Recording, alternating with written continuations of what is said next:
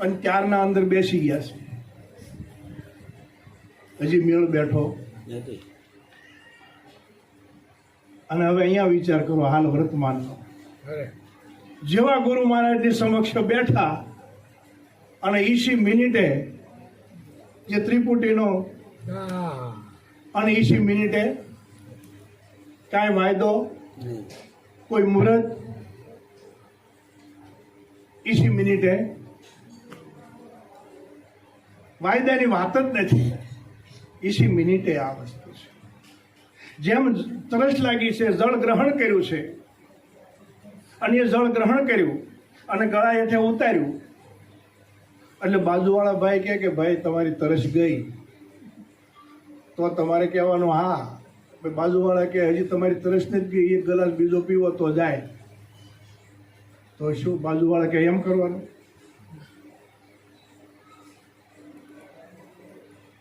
શું કહો છો? એ તો જળ ગ્રહણ કર્યું, મોંમાં મૂક્યું અને ગળા નીચે ઉતાર્યું એટલે તમને અનુભવ થયો. તો હાલ ગુરુ મહારાજને શરણે ગયા પછી આ વસનામૃતનો અનુભવ કર્યો. એ વસનામૃત પીધું છતાંય આપણે આધાર કોનો રાખીએ છીએ?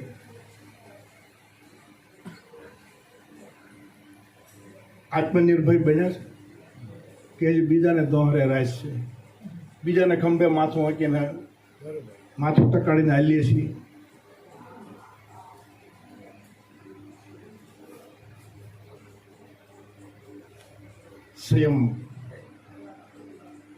સ્વયં પ્રકાશ, સ્વયંનો અનુભવ કરો. ક્યાંય ગોતવા જવાનું નથી.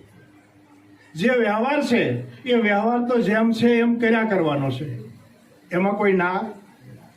જેમ માતા છે એ માતાને બે દીકરા છે, એક નાનો ને એક મોટો છે, બેને જમવા બેહાડે છે માં અને પીરસે છે.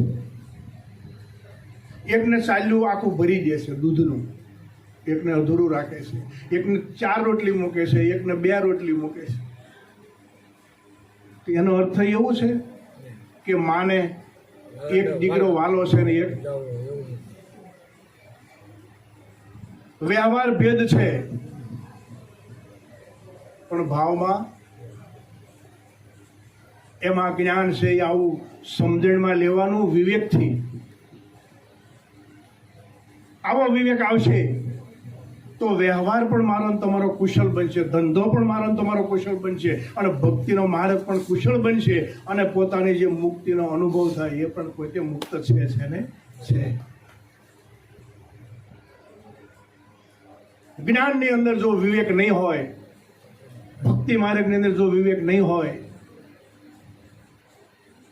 તો ઘણીવાર ગુરુ મહારાજ બોલાવે છે કે એ દુઃખદાયક છે. ભક્તિ પણ દુઃખ દેનારી છે, જ્ઞાન પણ દુઃખ દેનારું છે, તમારું શુભ કર્મ છે એ પણ દુઃખ દેનારું છે. પણ જો એ વિવેકથી એનો ઉપયોગ કરવામાં આવે તો એ બધું આનંદ ને. આ આખું જગત છે એ પરમાત્મામય છે અને એ પરમાત્માએ બનાવ્યું છે, પરમાત્મા આનંદમય છે. તો જેમાંથી જગત બન્યું છે એ જગત આખું આનંદમય છે. દુઃખ જેવું કઈ છે જ નહીં. એ દુઃખ નહીં, એ તો મારી તમારી કલ્પના છે. જે જળમાંથી જુદું પડેલું બિંદુ, જળનો સ્વભાવ શું છે? શીતળતા. તો એ બિંદુ જુદું પડ્યું છે તો એ જુદું પડ્યું એ ગરમ હોય? શીતળ છે એટલે એ શીતળ જુદું પડ્યું તો શીતળ જ હોય છે. એમાં જગત જે બનાવ્યું છે એ જગદીશે બનાવ્યું છે અને એ જગદીશ રૂપ છે. જ્યારે સ્વરૂપનો અનુભવ થાય ત્યારે આ જગત છે ને એ જગદીશ રૂપ છે અને જગદીશ જ તે જગત રૂપ બન્યો છે. આ જગતનું સંચાલન કરવા માટે એક સ્વરૂપ ધારણ કર્યું છે નારીનું અને એક સ્વરૂપ કર્યું છે નરનું ધારણ કર્યું છે આ સંસાર ચલાવવા માટે. બાકીનો જે કાંઈ ક્રિયા થઈ રહી છે, જે કાંઈ કરી રહ્યો છે એ એના સિવાય કોઈ છે. મહાપુરુષ બોલ્યા છે કે જ્યારે જોવું ત્યાં તને બાળું ઉઘડ્યું અંતરનું તાળું. તો એ કેમ બોલ્યા છે, ક્યાં કઈ ભૂમિકા ઉપર રહીને બોલ્યા છે અને એ ભૂમિકા મને તમને એ પ્રાપ્ત કરાવી છે.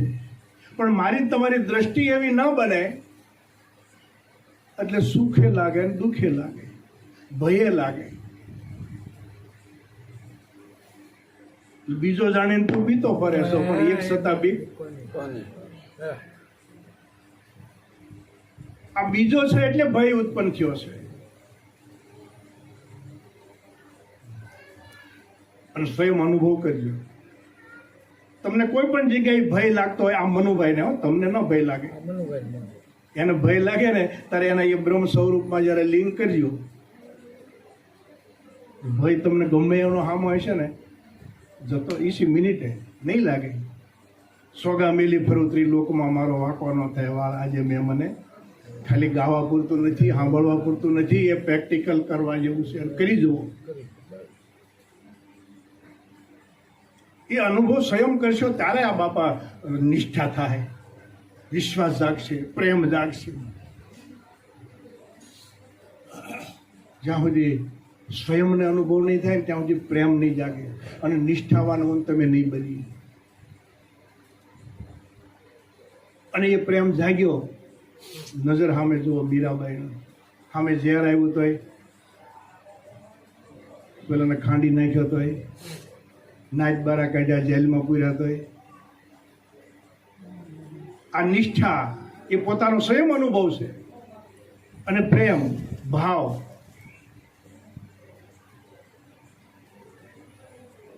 આ કઈ આ સત્સંગ છે, ગુરુને શરણે જવું, આ જ્ઞાન કેવળ વાતું નથી.